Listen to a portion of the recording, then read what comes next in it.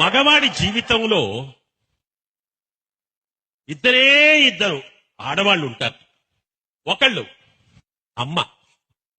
అమ్మ తను ఏడుస్తూ ఉండగా ఈ ప్రపంచంలోకి తీసుకొస్తుంది. రెండోది భార్య. ఈ భార్య ఆ ఏడుపు జీవితాంతం ఆపకుండా చూసుకుంటుంది.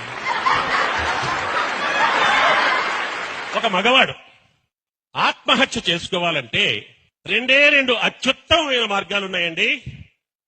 నంబర్ 1, ఒక బలమైన పొడవాటి త్రాడు కూడా తీసుకుని దాన్ని మెడకి గట్టిగా చుట్టేసుకుని ఏ ఫ్యాన్కో లేకపోతే పైన ఏదైనా ఉండే హుక్కుకో తగిలించుకోవడం, అంతే.